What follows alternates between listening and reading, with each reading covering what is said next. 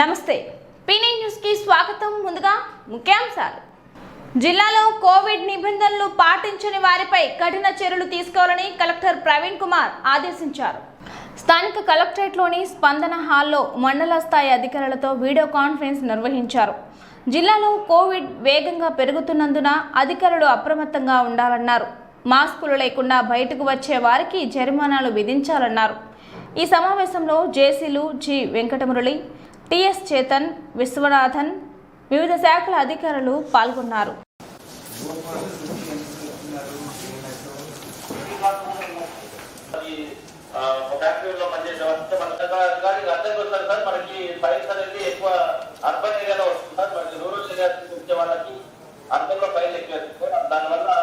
మనకి rural areas files తక్కువ ఎక్కువ ఫైల్ చేస్తాం సార్ మనకి 2 days లో.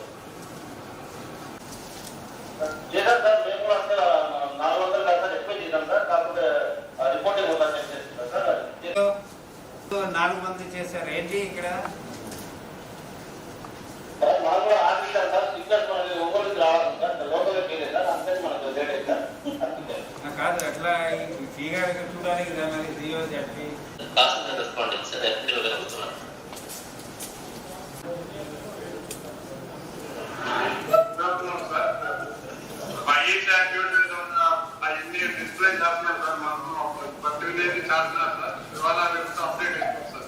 అంతే.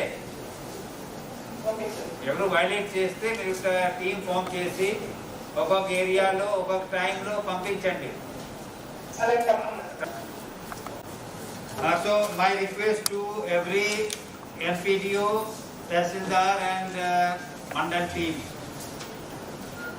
including PSC doctor in your Mandal, the two-pronged strategies. One is testing, then containment and then treatment. Anni jarugtayi edaithe chestunnamo continue avutundadi. Second, focus on third one day, second and 3 days lo one ward, 1/3. 3 days lo complete చేసినట్టు. Then again go for again 1/3. So continue aga చేస్తూ ఉండాలి. Till the time we have 80-90% vaccination of the population, including 18 plus age group population vaccinated. So every Monday. మాజీ మంత్రివర్యులు సిద్ధా రాఘవరావు జన్మదిన వేడుకలు చిమ్కుర్తి హరిహర క్షేత్రంలో ఘనంగా నిర్వహించారు. కుటుంబ సభ్యులతో కలిసి ప్రత్యేక పూజలు నిర్వహించారు. అనంతరం అభిమానుల నడుమ కేక్ కట్ చేశారు. వైసీపీ నాయకులు, అభిమానులు పుష్ప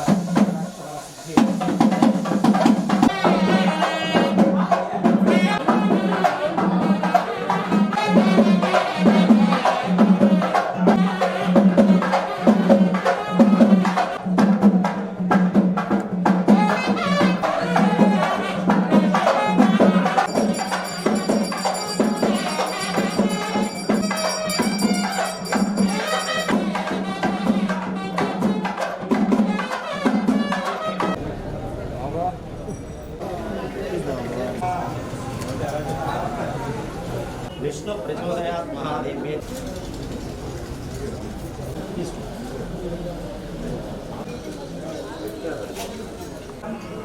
श्री महागणाधिपतयो श्री महादेव आनंद प्रभान्यो नारायणी नमोस्तुते ब्रह्मणो वेदामृतेन देवाः भद्रं पश्येमाक्षपर्यजत्रां दीर्घायुः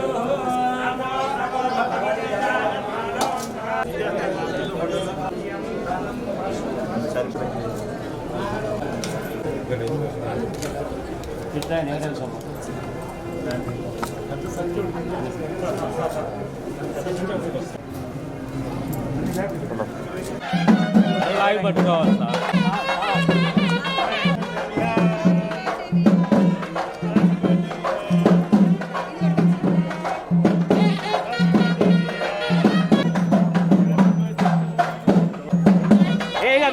sir Vihar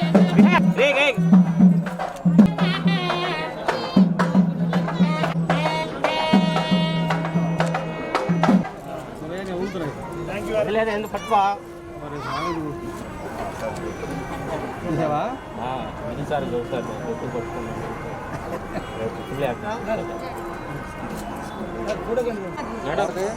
sir సునీతక్క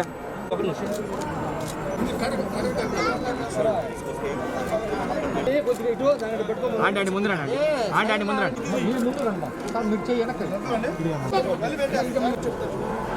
okay okay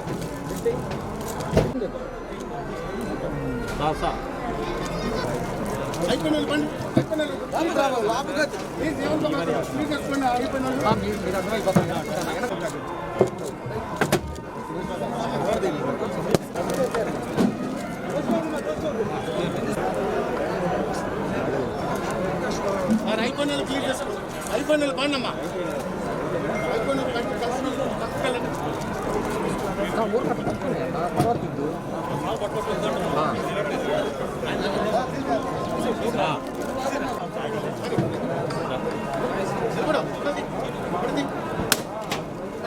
నా ఇటు తిప్పన్నా నువ్వు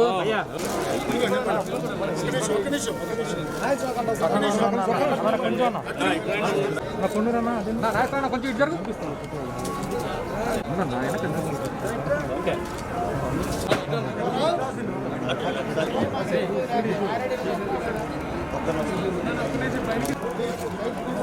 వెనక్కి రాదు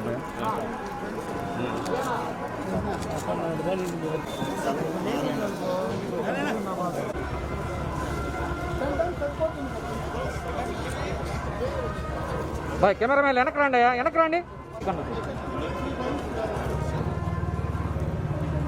ముందుగా రావద్దా మేము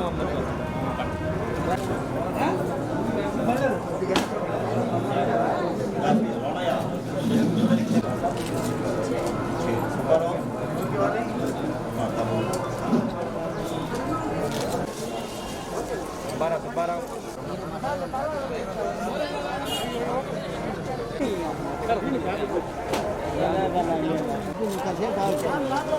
తీసుకెళ్ళా ఓకే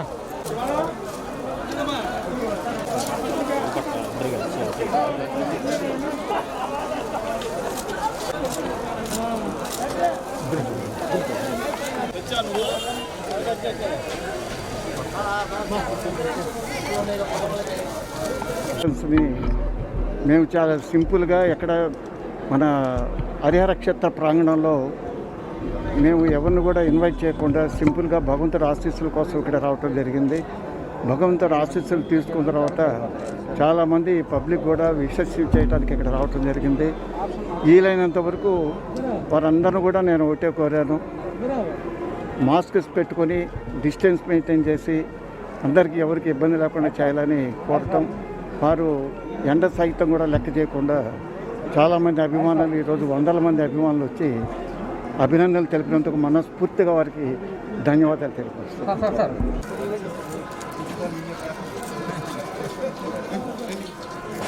ఒంగోలు నగర కార్పొరేషన్ మేయర్ గంగాడ సుజాత ఆధ్వర్యంలో స్థానిక ఓఎంసీ సమావేశ మందిరంలో కార్పొరేటర్ల ప్రత్యేక కౌన్సిల్ సమావేశం నిర్వహించారు.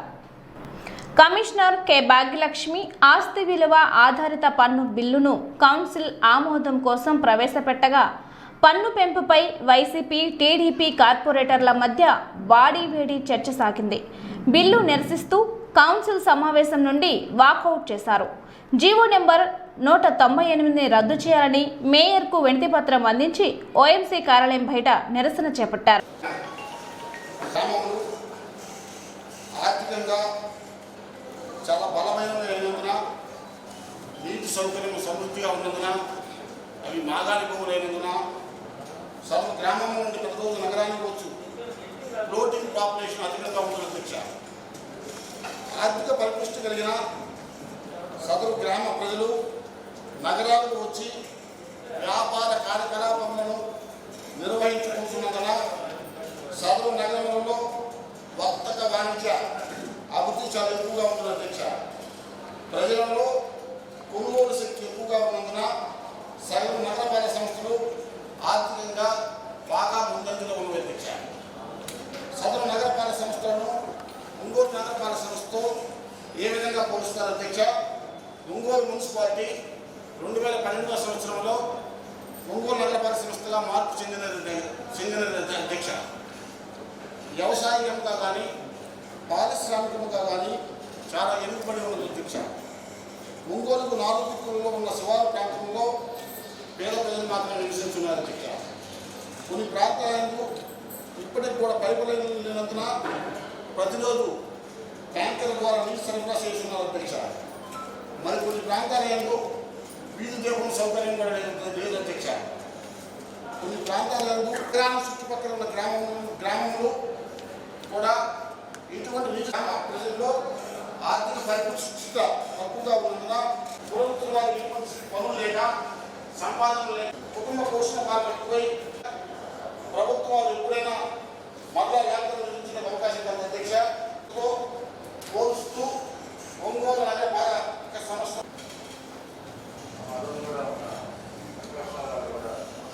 బాయ్కాట్ చేశారు. ముఖ్యంగా ఇది ఇప్పుడు మనం కొత్తగా తెచ్చిన పన్ను విధానం కాదు. 2017-18లోనే 15వ ఆర్థిక సంఘం నిధుల కోసం ఆ రోజున కౌన్సిల్ లేకపోయినా కానీ కలెక్టర్ గారి ద్వారా ప్రభుత్వానికి అంగీకరిస్తూ ఒంగోలు మున్సిపల్ కార్పొరేషన్ అంగీకారం తెలిపారు అధ్యక్ష. మనందరూ తెలుసు అధ్యక్ష. మరి దానిలో భాగంగా ఆ పరంపరలో ఇప్పుడు దాకా ఆ ప్రాసెస్ స్టార్ట్ అవుతూ ఇప్పుడు ఈరోజు ఈ సబ్జెక్ట్ మన కౌన్సిల్కి వచ్చింది అధ్యక్ష. మరి అదేవిధంగా 2015లో కూడా అధ్యక్ష జీవో నెంబర్ 6238 ద్వారా అధ్యక్ష మరి ఒంగోలు మున్సిపల్ అధ్యక్ష అదేవిధంగా ప్రతి 5 సంవత్సరాలకు ఒకసారి రివిజన్ చేయాల్సిన పన్నుని ఇప్పుడు క్యాపిటల్ వాల్యూపై విధిస్తే ప్రతి సంవత్సరానికి ఒకసారి క్యాపిటల్ వాల్యూ అనేది పెరుగుతుంది అధ్యక్ష. ఇప్పుడు క్యాపిటల్ వాల్యూపై పన్ను విధించడం వలన ప్రతి సంవత్సరం పన్ను మారుతుందని అనుకుంటున్నాం. దానికి వ్యవహారం 2 ఇయర్స్కి ఒకసారి పెరుగుతుంది. ఇది ప్రజలపై భారం మోపటమే అధ్యక్ష. అదేవిధంగా 2017లోనే జీవో వచ్చిందని చెప్పి మన గౌరవ సభ్యులుగా చెప్పి ఉన్నారు. ఆ రోజు జీవో వచ్చింది కానీ పన్ను విధింపుపై ఎటువంటి మార్పులు చేసి లేదు. అదేవిధంగా ఇప్పటికి 2007, 2012, 2017లో కూడా 5 సార్లు రివిజన్ చేయలేదు అధ్యక్ష. ఇది మట్టికి ఈ ప్రస్తుతం ఉన్న కరోనా కాలంలో ఈ పన్ను విధింపు అనేది చాలా దారుణం.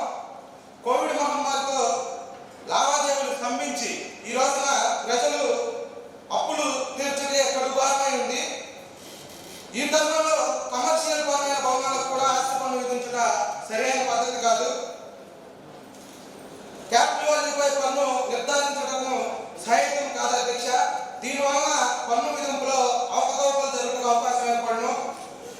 ఇందు విషయంలో అధ్యక్ష గౌరవ సభ్యులందరూ పన్ను పెంపు ప్రతిపాదనకు వ్యతిరేకించుచు ఏకవాక్య తీర్మానం చేసి ప్రభుత్వం వారికి పంపిణీలా ప్రజాప్రతినిధుల పట్ల నగరపాలక సంస్థ డెవలప్మెంట్ కోసం సెంట్రల్ గవర్నమెంట్ ఏదైతే మనకి ఫండ్స్ ఇవ్వబోతుందో వాటిని కూడా తిరస్కరిస్తున్నామని చెప్పి వాళ్ళు భావించాలి అధ్యక్ష. ముందరగా ఈ పాయింట్ FRBM లో ఎందుకు పొందుపరిచారంటే ప్రభుత్వం అధ్యక్ష. ఇది మీరు బాగా గుర్తుపెట్టుకోవాలండి. మీరు ఎప్పుడైతే ఈ క్యాపిటల్ వాల్యూ విధానాన్ని మేము అవసరం లేదు, ఇది ప్రజల పక్షాన్ని మాకు అవసరం లేదు అంటారో, మరి సంవత్సరానికి 30 కోట్ల రూపాయల నిధులు మనం సెంట్రల్ గవర్నమెంట్ నుంచి తీసుకోబోతున్నాం అధ్యక్ష. ఖచ్చితంగా మరి కేవలం పన్నుల విషయమే ఆలోచించకుండా ప్రజల మీద భారం వేయడంగా కనపడుతుంది మేడం. అధ్యక్ష, అసలే కరోనా మహమ్మారి థర్డ్ వేవ్ స్టార్ట్ అయింది. ఫస్ట్ వేవ్లో ప్రపంచవ్యాప్తంగా ప్రజలందరూ అతలాకుతలం అయిపోయింది. ఆర్థిక వ్యవస్థ బాగా దెబ్బతిన్నది. అందులో సెకండ్ వేవ్లో మరి ఘోరంగా ప్రజలు నష్టపోయారు. వ్యాపారం లేక కార్పొరేట్ హాస్పిటల్లో లక్షల్లో కరోనా తగ్గించడానికి గుంజారు. దానివల్ల ప్రజలు చాలా ఇబ్బంది పడ్డారు ఆర్థికంగా. అదేవిధంగా అధ్యక్ష, ఇతర నగరపాలక సంస్థతో పోల్చుకుంటే ఒంగోలు నగరపాలక సంస్థ డెవలప్మెంట్ లేదు అధ్యక్ష. వాణిజ్యపరంగా కానీ వినోదపరంగా కానీ ఎటువంటి అభివృద్ధికి నోచుకోలేదని ఒంగోలు నగరపాలక సంస్థ అధ్యక్ష. ఈ టైంలో అసలే ఆర్థికంగా ఇబ్బంది పడిన ఈ టైంలో పన్నుల పెంపుదల చాలా అయోమయ అధ్యక్ష. అదేవిధంగా గ్రంథాలయ సెస్ 8% విధించినట్టు చెప్పారు అధ్యక్ష. కొన్ని దశాబ్దాల నుంచి గ్రంథాలయం అలా ఉంది అధ్యక్ష. ఎటువంటి అభివృద్ధి జరగలేదు. కొన్ని చోట వాటితో పోల్చుకుంటే గ్రంథాలయం మన గ్రంథాలు చాలా వెనుకబడింది అధ్యక్ష. ఎటువంటి వినోదపరమైన కానీ ఎటువంటి అభివృద్ధి లేకుండా ఈ విధంగా పెంచడం సామాన్య ప్రజల మీద భారం. 0% కూడా పెరగట్లేదు. మిగతా కూడా నివాస యోగ్యానికి కూడా నిశ్చిత ప్రకారం చేస్తున్నాం. ఇంతకుముందు జరిగేదాన్ని కూడా కొంతవరకు అటు ఇటుగా ఇంట్లో ఉంటుంది.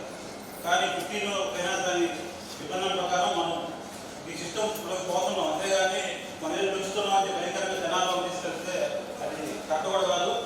దీనికి కాకపోతే నివాస యోగ్యానికి 0.10, షాప్స్కి 0.20 చేస్తే అందరూ కూడా బాగుంటుంది. ఇకపోతే దీనికి ముందుగా ఒక ప్రాబ్లం ఉంది అధ్యక్ష. 2018-19లో జీతాలు విధి విధానం జీతాలు చెల్లింపులు అనేది టెస్ట్ వచ్చింది. అక్కడి నుంచి డెవలప్మెంట్ యాక్టివిటీస్కి ఎప్పుడైతే ఈ జీతాలు అనేది విధి ద్వారా ఇస్తున్నారో ఎంప్లాయీస్కి, అక్కడి నుంచి ఈ డెవలప్మెంట్ యాక్టివిటీస్ అనేవి జరుగుతూ వచ్చింది. దీనికి డెవలప్మెంట్ యాక్టివిటీస్ జరగడానికి కారణం రాజశేఖర్ గారు. అదేవిధంగా 2002 నుంచి ప్రజా సంఘాలు ఆందోళన చేస్తున్నాయి. తప్పనిసరి పరిస్థితుల్లో మీరు సవరించాలని కోరుతున్నామండి. రెండవది, ఈ నూతన పన్ను విధానం వలన ప్రజలపై ఉన్నటువంటి భారం అయ్యేటటువంటి already petrol, diesel, gas, current వీటన్నిటి వల్లనే వాళ్ళు అనవసరం పడుతుంది. ఇప్పుడు ఈ కొత్త పన్ను విధానం మళ్ళీ విలువ ఆధారిత పన్ను విధానంతో వాళ్ళు ఇంకా పెద్ద ఎదుర్కొంటున్నారు. ఈ పరిస్థితుల్లో పాత పన్నుకి కొత్త పన్నుకి మధ్య ఉన్న డిఫరెన్స్ కొంచెం తగ్గించమని కోరుతున్నామండి. రెండవది, మధ్యతరగతి వాళ్ళు సొంత ఇంటిని కట్టుకునే కళ అనేది నెరవేరుతుందో లేదో ఈ పన్నుల విధానంతో భయపడిపోతున్నారు. ఈ పాత అంటే కొత్త ఇల్లు కట్టుకోలేనటువంటి వాళ్ళు అద్దె ఇళ్లలో ఉన్నట్లయితే ఈ పన్ను విధానం వలన అద్దె రేట్లు పెరిగిపోతాయని అద్దెకునేవాళ్ళు భయపడిపోతున్నారు. ఇలాంటి పరిస్థితుల్లో వీలున్నంత వరకు పన్ను సవరించి ప్రజలకు మనం అందుబాటులో ఉండేట్టుగా మేలు చేసే విధానంగా ఉన్నట్టు చేయండి. ఈ పన్ను విధానం ప్రభుత్వానికి వరంగా ఉండొచ్చు, పేదవాళ్ళకి అంతకుమించి ఏమీ లేదు. ఇప్పుడు మనకి 365 స్క్వేర్ ఫీట్ అయితే 80 లక్షల రూపాయలు మనం కోల్పోతున్నాం ఆదాయం. అక్కడ కోల్పోయేటప్పుడు ఇంకో చోట కూడా మనం తీసుకోలేని పరిస్థితిలో ఉన్నట్లయితే మరి మున్సిపాలిటీ పరిస్థితి ఎట్లా ఉంటుందో ఒకసారి అందరూ ఆలోచించాలి. అందుకని మీ యొక్క అనుమానాన్ని నివృత్తి చేయడం కోసం నేను పీపీ ద్వారా అందరూ తెలియజేయవలసిందిగా అడుగుతున్నాను. మీరు దాన్ని చెప్పనివ్వట్లేదు, వాళ్ళని చూడనివ్వట్లేదు. మీ అభిప్రాయాన్ని మీరు చెప్తున్నారు తప్ప అసలు ఏం జరుగుతుంది, పాతానికి కొత్తానికి ఎంత తేడా ఉంది ఒకసారి మీరు కూడా తెలుసుకుంటే.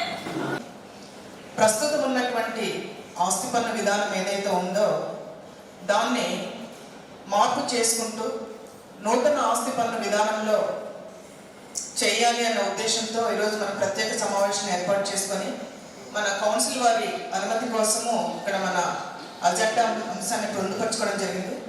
ముఖ్యంగా ఇక్కడ సభ్యులందరూ కూడా గమనించాల్సింది ఏంటంటే ఇది ఆస్తి పన్ను పెంపు విధానం కాదు.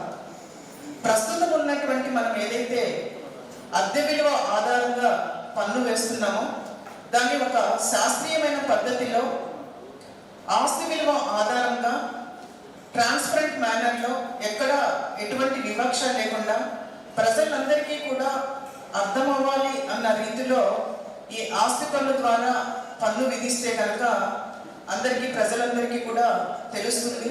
అదేవిధంగా ప్రజలందరికీ కూడా ఆస్తి పన్నుదారులు ఎవరైతే ఉన్నారో వాళ్ళకు ఎంత పన్ను పడుతుంది వాళ్ళ కన్స్ట్రక్షన్కి, అంటే ఆస్తి పన్ను ఎంత పడుతుంది అనేది మనం చెప్తే కానీ వాళ్ళు తెలియని పరిస్థితిలో మనం ఉన్నాం. ఎందుకంటే దానిపైన 0.2% అనేది మనం కలెక్ట్ చేస్తున్నాము. కార్పొరేషన్లో అయితే కనుక 0.5%. ఇది ఏదో వైజాగ్ అయినా లైబ్రరీ సెస్ 8% అన్నారు అధ్యక్ష. లైబ్రరీ సెస్ అనేది క్యాపిటల్ వాల్యూ మీద అదనంగా 8% తీసుకున్నారా లేదా ఏదైనా 0.1?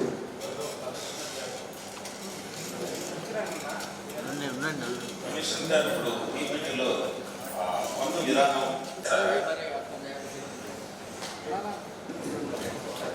రిజిస్ట్రేషన్ ఆఫీస్ కలెక్ట్ చేస్తారా లేదా పబ్లిక్ లో ఉన్న మార్కెట్ వాల్యూని తీసుకుంటారా?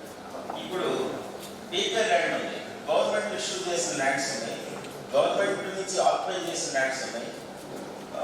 కనుక వాటికి అడ్జసెంట్ ఏదైతే వాల్యూస్ ఉన్నాయో వాటిని తీసుకోవడం జరుగుతుందని.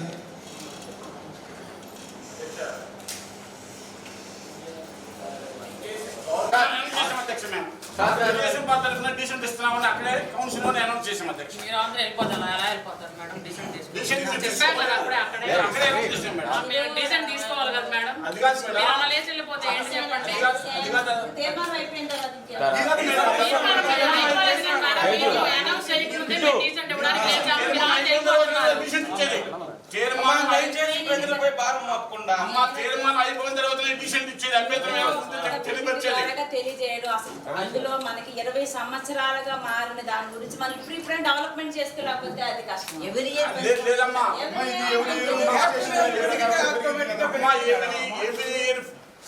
క్యాపిటల్ వాల్యూ పెరిగినప్పుడల్లా 1.5% పెరుగుతానే ఉంటుంది, 0.30% పెరుగుతానే ఉంటుంది. అది కాదమ్మా,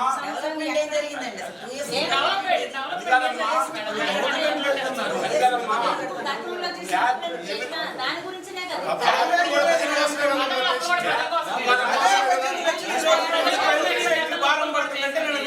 ఓపెనింగ్ చేశారు మేడం. 18 లక్షలు ఎల్ఈడి లైట్ల ద్వారా భారం పడుతుంది అన్నారు. మీరు ఆ ఎల్ఈడి లైట్ ని ఘనంగా ఎందుకు ఓపెన్ చేశారు? మనం చేసిన ఇది కాదు కదా, అది ఇంతకు ముందు గవర్నమెంట్ లో చేసిన ఎల్ఈడి లైట్లే. అది ఇంతకు ముందు గవర్నమెంట్ లో చేసిన భారం పడినప్పుడు దాన్ని సవరించుకొని మీరు మళ్ళీ ఓపెన్ చేయొచ్చు కదా.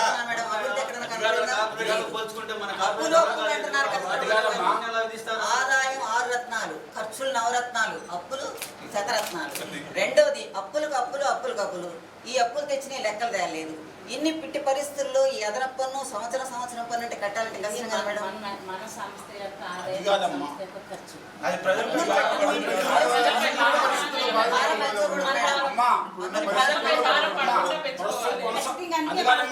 అన్ని సంవత్సరాలు మనకు ఆదాయం పెరగాలి.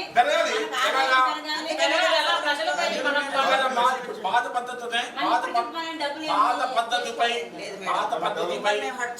ఆస్తి పన్ను విలువ ఆధారిత ఇంటి పన్నును రద్దు చేయాలి. జీవో నంబర్ 198ని రద్దు చేయాలి. జీవో నంబర్ 198ని రద్దు చేయాలి. జీవో నంబర్ 198ని క్యాపిటల్ వాల్యూ ఆధారంగా విధించు ఇంటి పన్నును రద్దు చేయాలి. క్యాపిటల్ వాల్యూ ఆధారంగా విధించి ఇంటి పన్నును రద్దు చేయాలి. వద్దు కరోనా కాలంలో ప్రజలపై పెనుభారం. వద్దు కరోనా కాలంలో ప్రజలపై పెనుభారం.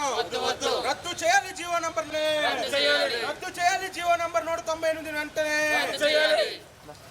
నిరసిస్తూ ఆ విధానాన్ని రద్దు చేయాలని తెలుగుదేశం పార్టీ తరఫున తెలుగుదేశం పార్టీ కార్పొరేటర్ అయినటువంటి 6 డీసెంట్ ఇవ్వడం జరిగింది. గౌరవ మేయర్ గారు కౌన్సిల్ వారి అభిప్రాయం తెలియపరిచిన తర్వాత మిగతా సభ్యుల యొక్క అభిప్రాయాన్ని తెలియపరచవలసి ఉంటుంది. అయితే గౌరవ మేయర్ గారు వారి అభిప్రాయాన్ని ఆమోదిస్తూ వారి అభిప్రాయం తెలియపరిచిన తర్వాత మేము డీసెంట్ని ప్రకటించడం, ఆ డీసెంట్ని ఇస్తున్నామని చెప్పినా కూడా మేయర్ గారు తమ ఛాంబర్లోకి వెళ్ళి డీసెంట్ని తీసుకోవడం జరిగింది. ఒకసారి కౌన్సిల్ హాల్లో డీసెంట్ అనౌన్స్ చేసిన తర్వాత 48 గంటలలోపు ఆ డీసెంట్ అర్జీని అధ్యక్షుల వారికి, కమిషనర్ గారికి, కలెక్టర్ గారికి చట్ట ప్రకారం ఇవ్వాల్సి ఉన్నది. ఆ రూల్స్ గౌరవ మేయర్ గారికి తెలుసునో లేదో ఆమె అనౌన్స్ చేసిన తర్వాత మీరు డీసెంట్ తెలియపరచడం ఏంది అని వారు ప్రశ్నించడం జరిగింది. వారి నిర్ణయాన్ని ప్రకటించిన తర్వాతనే కదా మా అభ్యంతరాన్ని మేము తెలియపరిచేది. అది వారికి తెలియనట్టుగా ఉంది. కాబట్టి మీ సమక్షంలోనే కౌన్సిల్ వాళ్ళ ఛాంబర్కి వెళ్ళి మేము డీసెంట్ ఇవ్వడం జరిగింది. ఈ క్యాపిటల్ వాల్యూపై ఈ పన్నుల పెంపుదల అనేది చాలా ప్రస్తుతం ఒక బిల్డింగ్కి 500 రూపాయల పన్ను ఈ పాత పద్ధతి ప్రకారం ప్రస్తుతం కొనసాగుతున్న పద్ధతి ప్రకారం పన్ను పడితే, మంత్లీ రెంట్ వాల్యూ ప్రకారం పన్ను పడితే, ఈ క్యాపిటల్ వాల్యూ ప్రకారం అయితే 1500 రూపాయలకు పైగా. గిరిజనులు విద్య, వైద్యం వంటి ప్రాథమిక హక్కుల సాధనతో అభివృద్ధి చెందాలని కలెక్టర్ ప్రవీణ్ కుమార్ కోరారు. గిరిజన సంక్షేమ శాఖ ఆధ్వర్యంలో స్థానిక అంబేద్కర్ భవన్లో గిరిజన ప్రపంచ ఆదివాసీ దినోత్సవ సభలో కలెక్టర్ ముఖ్య అతిథిగా పాల్గొని మాట్లాడారు. విద్యను అభ్యసిస్తే హక్కులపై అవగాహన వస్తుందని, తద్వారా అభివృద్ధి చెందేందుకు అవకాశాలు అధికంగా ఉంటాయని తెలిపారు. గిరిజనుల జీవనోపాధిని పెంచేందుకు ప్రభుత్వం అన్ని చర్యలు తీసుకుంటుందని తెలిపారు. ఈ సందర్భంగా చిన్నారులు సాంప్రదాయ వస్త్రధారణతో చెంచు నృత్య ప్రదర్శనలు విశేషంగా ఆకట్టుకున్నాయి.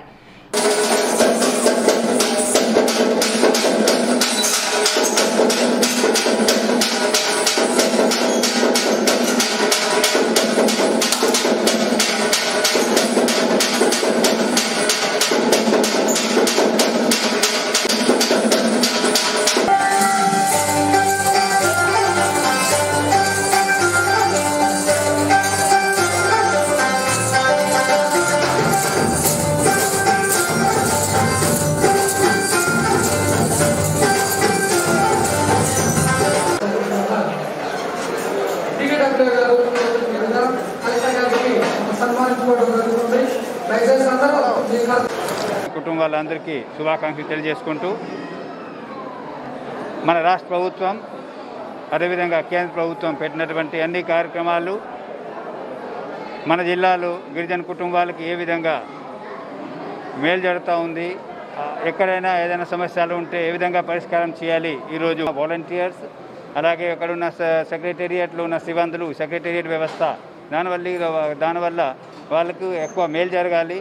వాళ్ళు మండల స్థాయి రాకుండా, జిల్లా స్థాయి రాకుండా క్షేత్ర స్థాయిలో పరిష్కారం రావాలి ఉద్దేశంతో అన్ని విధంగా చర్య తీసుకోవడం జరుగుతుంది.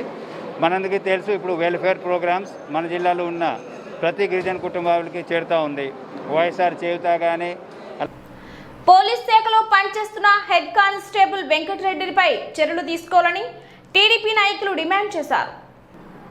స్థానిక పార్టీ కార్యాలయంలో ఏర్పాటు చేసిన మీడియా సమావేశంలో వారు మాట్లాడుతూ, గత ఎన్నికల్లో తపాలా ఓట్లు సేకరణ అంశాన్ని బహిరంగ కుల సంఘం మీటింగ్ ఏర్పాటు చేసి చెప్పడం ఆ శాఖకు మచ్చ తెచ్చే విధంగా ఉందన్నారు. ప్రభుత్వ ఉద్యోగి అయిన హెడ్ కానిస్టేబుల్ ఒక రాజకీయ పార్టీకి అనుకూలంగా వ్యవహరించడం సరికాదన్నారు. ఈ సమావేశంలో పార్టీ నాయకులు కామేపల్లి శ్రీనివాసరావు, బండారు మదన్, ఎద్దు శశికాంత్ భూషణ్, కొటారి నాగేశ్వరరావు, ధాయినేని ధర్మ, ముత్తన శ్రీనివాసరావు తదితరులు పాల్గొన్నారు. గతంలో ఒంగోలు చెందిన మంత్రి గారి లెటరేట్స్ సంతకాల ఫోర్జరీ కేసులో కూడా నిందితుడిగా ఉండి, అప్పుడు కూడా పోలీసు అధికారులు చర్యలు తీసుకుని బీఆర్ని పంపించడం జరిగింది. మళ్ళీ వెంటనే అతనికి తిరిగి ఉద్యోగం జరిగింది. నిన్న ప్రసారం చేసిన వాటిల్లో ఆయన 700 ఓట్లు పోలీస్ డిపార్ట్మెంట్ ఉంటే అందులో 645 ఓట్లని బాలినేని శ్రీనివాసరెడ్డికి అనుకూలంగా కలెక్ట్ చేశానని చెప్పడం మీ అందరూ కూడా ఈరోజు రాష్ట్రంలోని ప్రజలందరూ కూడా ఇంకో జరిగింది. ఓటు హక్కు అనేది ప్రజాస్వామ్యంలో ఎంత విలువైంది, ఓటు హక్కు అనేది ఎవరికి వేస్తున్నాం అనేది వేసే వ్యక్తి తప్ప వేరే వాళ్ళకి తెలియకూడదు. అట్లాంటిది బహిరంగంగా 645 ఓట్లు నేను కలెక్ట్ చేశానని చెప్పడం అనేది ప్రజాస్వామ్యంలో ఇది ఒక మచ్చలాంటిదని నేను తెలియజేస్తా ఉన్నాను. అంతేకాకుండా ఒక పోలీసు డిపార్ట్మెంట్లో ఉండి అక్కడ దాదాపు ఒక 100 మంది ఉద్యోగులు అక్కడ అతిపాడు మండలం ఉళ్ళాపల్లిలో ఉన్న Karumudi Varipalem high school head master గారు, అట్లాగే ఇంకొక ఆయన వెంకారెడ్డి గారని మల్లపాడు హై స్కూల్ హెడ్ మాస్టర్గా పనిచేస్తూ ఉన్నారు. వాడు కూడా నిన్న మనం చూసిన సోషల్ మీడియాలో చూసిన ఆ డయాస్ని పంచుకున్న వ్యక్తులు వాళ్ళు. ఈ విధంగా ప్రజాస్వామ్యంలో ఉద్యోగులు వాళ్ళ బాధ్యతలు వాళ్ళు ఎలా ఉండాలి, అందరి సమాజం పట్ల ప్రజలందరినీ సమానంగా చూడాల్సిన వ్యక్తులు ఈ విధంగా ఒక పార్టీలకు కొమ్ము కాయటం అనేది ఎంతవరకు సబబు? అది ఇంత బహిరంగంగా ఒంగోలు నడిబొడ్డున రెడ్ క్రాస్ భవనంలో జరగటం అనేది కూడా మేము తీవ్రంగా ఖండిస్తూ ఉన్నాం. దీని మీద ఈరోజు ఎస్పీ గారిని కలవటం జరిగింది. అదేవిధంగా జిల్లా కలెక్టర్ గారికి కూడా మేము అర్జీ ఇవ్వటం జరిగింది. నిన్న చూసిన వెంటనే ఎస్పీ గారు కూడా వెంకటరెడ్డి గారిని బీఆర్కి పంపించడం జరిగింది. అంతేకాకుండా భవిష్యత్తులో ఇంకా కఠినమైన చర్యలు తీసుకోవాలని పోలీసు వృత్తిలో ఉండి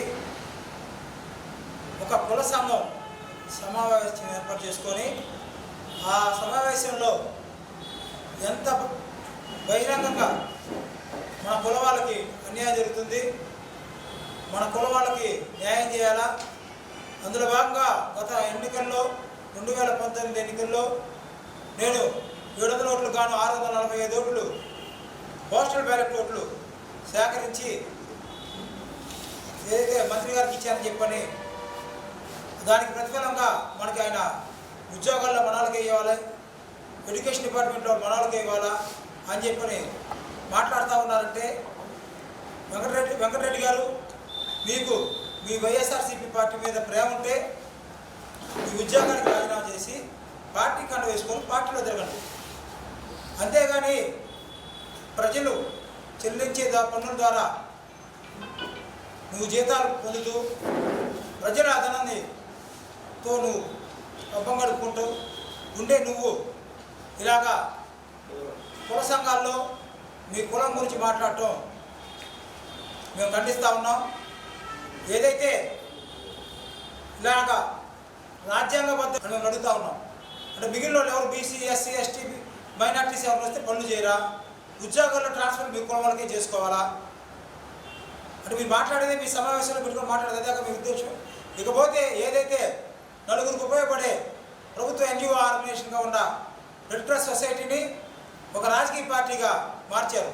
ఆ రెడ్ క్రాస్ సొసైటీ మీద కూడా దానికి సంబంధించిన ఎవరైతే అతను ఒక సెక్రటరీగా ఉన్నారు, వైసీపీ పార్టీ కార్యాలయంలో మీటింగ్ జరగాలంటే అన్అఫిషియల్ మీటింగ్ జరగాలంటే రెడ్ క్రాస్ జరుపుకుంటారు. అది రెడ్ క్రాస్ అనేది ఒక ఎన్జిఓ ఆర్గనైజేషను, ప్రజలకు రక్తదానం ఇచ్చి ఉపయోగపడేదాన్ని. దాన్ని ఈరోజు వైఎస్ఆర్సీపీ పార్టీ కార్యాలయం రెండుగా పెట్టుకుంటా ఉన్నారు. దాని మీద కూడా మేము కలెక్టర్ గారి దృష్టికి తీసుకెళ్తామని చెప్తా ఉన్నాం. ఏదైతే ఈ వెంకటరెడ్డి సంబంధించిన ఉదాంతాన్ని రాజ్యాంగ విరుద్ధంగా చేసిన దాన్ని మేము ఈ రోజున కలెక్టర్ గారికి ఒక రిప్రజెంటేషన్ ఇచ్చాం, ఎస్పీ గారిని కలిసి ఒక రిప్రజెంటేషన్ ఇచ్చాం. అలాగే దీనికి సంబంధించి ఫర్దర్గా చీఫ్ ఎలక్షన్ కమిషన్ దృష్టికి, మన జాతీయ ఎన్నికల అధికారి దృష్టికి, అలాగే గవర్నర్ దృష్టికి తీసుకెళ్ళి దీనిపై మేము న్యాయ పోరాటం చేస్తామని చెప్పని ఇలాంటి వాళ్ళని ఇప్పుడే మీరు కానీ తీసేయకపోతే ముందు రోజుల్లో ఎంతో మంది ఈ కులాలకు సంబంధించిన వాళ్ళు కులానికి పని చేసుకుంటా కులాల మధ్య ఒక డిఫరెన్స్ వస్తాయని చెప్పి విధానం తెలియజేసుకుంటూ వెంటనే మేము ఒకటైతే పోలీస్ శాఖ వారిని కోరేది ఒకటే, ఇతన్ని సస్పెండ్ చేసి దీనిపైన విచారణ చేపట్టాలి. ఇంత ఆ సర్వీస్ నిబంధనలు చూసుకొని చదువుకున్నాడో ఆ నిబంధనల ప్రకారం చర్య తీసుకోవాలని చెప్పి తెలుగుదేశం పార్టీ తరఫున డిమాండ్ చేస్తా ఉన్నాం. అతనితో పాటు ఇంకా అతని ప్రసంగంలోనే మల్లారెడ్డి అనే కానిస్టేబుల్, కోటిరెడ్డి అనే constable, women constable Sridevi, home guard Kishore, ఇంకొక సుబ్బారావు అనే వ్యక్తుల పేర్లు అతని నోట్ల నుంచే ఉచ్చరించాడు. వీళ్ళందరూ కలిసి 700 ఓట్లకు గాను 645 ఓట్లు తీసుకొచ్చి బాలినేని శ్రీనివాసరెడ్డి గారికి ఏపించాము. ఏపించినందుకు 2 సంవత్సరాల నుంచి మాకేం పనులు జరగట్లేదు, మా సంగతి పట్టించుకుంటాయా బాలినేని ప్రణీత్ రెడ్డి గారు అని చెప్పి ఆయన కుమారుని అడుగుతున్నాడు. అసలు ఈ ఉద్యోగస్తులు ఎవరో లెక్క తీయాలి బయటకు 645 మంది. వాడు పోస్టల్ బ్యాలెట్ వేయడానికి నియమ నిబంధనలు ఏంటి? వాడు పోస్టల్ బ్యాలెట్ తీసుకునేటప్పుడు ఎంత రహస్యంగా తీసుకుంటారో అంతే రహస్యంగా దాన్ని మళ్ళీ క్లోజ్ చేసి అతికించి తీసుకెళ్ళి వాడికి నిర్దేశించినటువంటి ప్రాంతంలో ఉన్నటువంటి ఒక డబ్బాలో దాన్ని వాళ్లే వేయాలి స్వయంగా. అంటే వీళ్ళందరినీ ప్రలోభానికి గురి చేసి వీళ్ళందరి చేత రాజ్యాంగ విరుద్ధమైన పనులు చేపించినటువంటి ఈ నర్రా వెంకటరెడ్డి గ్యాంగ్ని తక్షణమే అరెస్టు చేయాలి అని చెప్పి మేము తెలుగుదేశం పార్టీ తరఫున డిమాండ్ చేస్తా ఉన్నాం. అరెస్టు చేసి కేసు పెట్టి కేసు నడిపించాలా, తక్షణమే సస్పెండ్ చేయాలా. ఈ వ్యక్తి నర్రా వెంకటరెడ్డి బాలినేని శ్రీనివాసరెడ్డి గారు మంత్రివర్యులు లేనటువంటి మొదటి దినాల్లోనే ఆయన లెటర్ యాడ్స్ ఫోర్జరీ చేసినటువంటి కేసులో నిందితుడు. అప్పుడు కూడా అవుతుంది కాబట్టి వేడు అనే హోంగార్డు వాళ్ళ పనులకి రిప్పలు కత్తిరించుకోవడం కాదు మీరు చేయాల్సిన పని. ఉదాహరణ ప్రజలకి ఇప్పుడు కర్నూలు రోడ్లో చూసుకుంటే జనార్దన్ గారి సమయంలో సిమెంట్ రోడ్ వేసి పార్లమెంట్ వరకు 4 లైన్ చేసి మధ్యలో డివైడర్ కట్టి ప్రజలకి అనుకూలమైనటువంటి రవాణా సౌకర్యం కల్పిస్తే వారి హయాంలోనే లైట్లు సెంట్రల్ లైటింగ్ కూడా మంజూరైతే అది ఈ మధ్య దాన్ని ప్రారంభించడం జరిగింది మంత్రి గారు. సరే మంచి పని దేని చేసినా హర్షిస్తాం. కానీ ఇప్పటికే ఆ దారిలో 3 వైఎస్ విగ్రహాలు ఉన్నాయి, వైఎస్ఆర్ విగ్రహాలు. డివైడర్ మధ్యలో అసలు విగ్రహం పెట్టాలని మీకు ఎట్లా అనిపిస్తుంది? నిబంధనలకు విరుద్ధంగా. ఆర్ఎండ్బి రోడ్ పర్మిషన్ లేదు, ఆర్ఎండ్బి వాళ్ళది. కానీ కమిషనర్ పర్మిషన్ లేదు, కార్పొరేషన్ వాళ్ళది. ఏ నిబంధనలు లేకుండా ఇష్టారాజ్యంగా ఇప్పటికే ఆ రోడ్లో 3 విగ్రహాలు ఉంటే జనార్దన్ గారు కట్టినటువంటి రోడ్డు మీద విగ్రహం పెట్టుకోవడానికి అసలు మీకు సిగ్గుందా సిగ్గు లేదా అని చెప్పి అడుగుతా ఉన్నాం తెలుగుదేశం పార్టీ తరఫున. మీకు అంతగా విగ్రహం పెట్టుకోవాలనిపిస్తే ఎన్నో ప్లేస్లు ఉన్నాయి, పర్మిషన్ తీసుకొని కట్టండి. అంతేగాని మేము చేసిన పనులకు ఇప్పటికే స్టేడియానికి రిబ్బన్ కటింగ్, అంబేద్కర్ భవన్కి రిబ్బన్ కటింగ్, గుండాపురంలో ఫిషింగ్ హార్బర్కి రిబ్బన్ కటింగ్, మేము చేసిన పనులకి రిబ్బన్ కటింగ్, మీరు చేయని పనికి విగ్రహాన్ని ఏర్పాటు రోడ్డు మధ్యలో. కాంట్రాక్టు పారామెడికల్ ఉద్యోగులను వెంటనే రెగ్యులర్ చేయాలని, ముఖ్యమంత్రి ఇచ్చిన మాటను నిలబెట్టుకోవాలని కాంట్రాక్టు పారామెడికల్ ఉద్యోగులు జేఏసీ నాయకులు డిమాండ్ చేశారు. స్థానిక కలెక్టరేట్ వద్ద తమ సమస్యల పరిష్కారం కోసం ధర్నా చేపట్టారు. ఈ కార్యక్రమంలో రాష్ట్ర నాయకులు కిషోర్, శేషయ్య, జిల్లా అధ్యక్షులు Kiran Kumar Reddy, general secretary Varakumar, DSC contract employees పాల్గొన్నారు.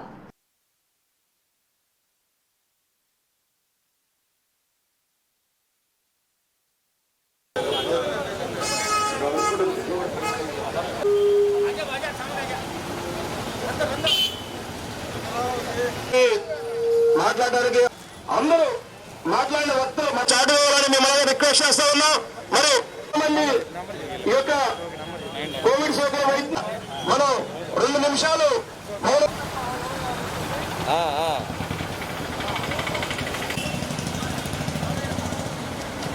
కష్టపడి వ్రాసి ఎగ్జామ్ ద్వారా సెలెక్ట్ అయినటువంటి డిఎస్సి ఉద్యోగులు అంటే కార్మికుల కింద ఉన్నటువంటి ఈ కాంట్రాక్ట్ ఉద్యోగులని రెగ్యులర్ చేస్తామని ఆనాటి గత ప్రభుత్వం కూడా మాట ఇచ్చింది. తర్వాత వచ్చిన వైఎస్ రాజశేఖర రెడ్డి గారు కూడా మాట ఇచ్చి ఆయన చేస్తున్న పరిధిలోనే అకాల మరణం చెందారు. అతని కుమారుడైనటువంటి శ్రీ జగన్మోహన్ రెడ్డి గారు మన ముఖ్యమంత్రి కాకముందు పిదప ఆయన పాదయాత్రలో కాంట్రాక్ట్ ఉద్యోగులందరినీ రెగ్యులర్ చేస్తానని మాట ఇవ్వడం జరిగింది. ఆ మాట ప్రకారం ఆయన రెగ్యులర్ చేస్తామన్న ప్రకారమే దాని కార్యక్రమంలో భాగంగా ఇప్పటికీ 2.5 సంవత్సరం గడిచిపోయింది. కాబట్టి ఈ కాంట్రాక్ట్ ఉద్యోగులందరినీ రెగ్యులర్ చేసే విధంగా వారి కుటుంబాలను ఆదుకునే విధంగా చేయాలని వైఎస్ఆర్సీపీ ట్రేడ్ యూనియన్ పరంగా జిల్లా అధ్యక్షులైన పివి కృష్ణారావు నేను గర్వంగా కోరుకుంటున్నాను.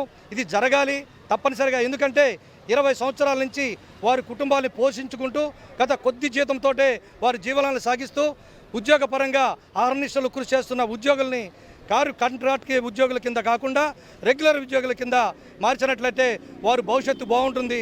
ఎంతోమంది ఉద్యోగస్తులు ఈ రోజున ఎక్కువ జీతాలు తీసుకుంటూ మేమందరం రెగ్యులర్ ఉద్యోగుల కింద పనిచేస్తున్నాం.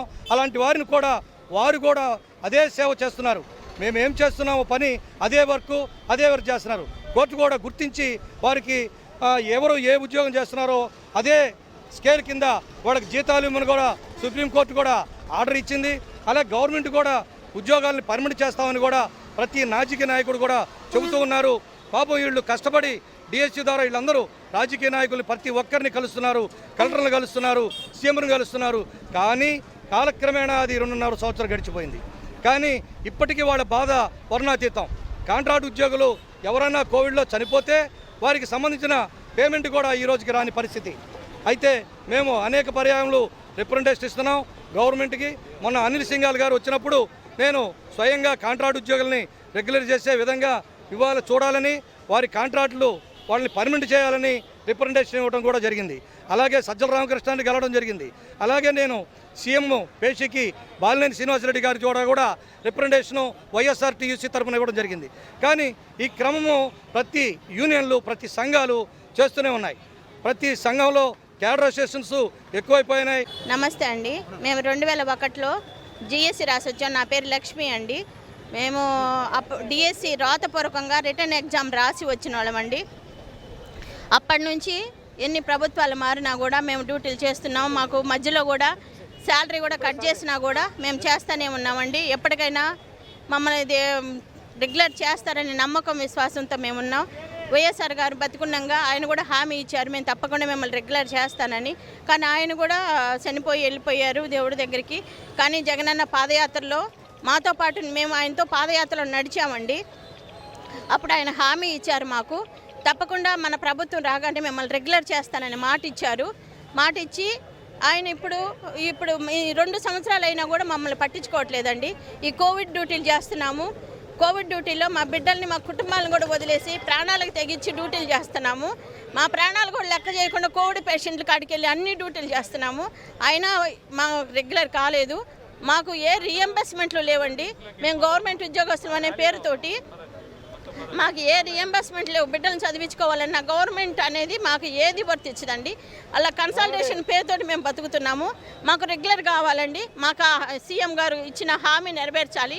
ఆయన మీద నమ్మకంతో ఆయన రావాలని మేము ఎంతో మోటివేషన్ చేసి ఎంతమందికో అందరి ఫీల్డ్లో అందరికీ చెప్పి మేము ఓట్లు వేయించాము. అన్న వచ్చాడండి. కరోనా విపత్కర పరిస్థితుల్లో నిత్యావసర వస్తువుల ధరలు పెరిగి ప్రజలు ఇబ్బంది పడుతుంటే ఆస్తి విలువ ఆధారిత పన్ను నగర ప్రజలకు పెనుభారంగా మారుతుందని జనసేన నాయకులు అన్నారు.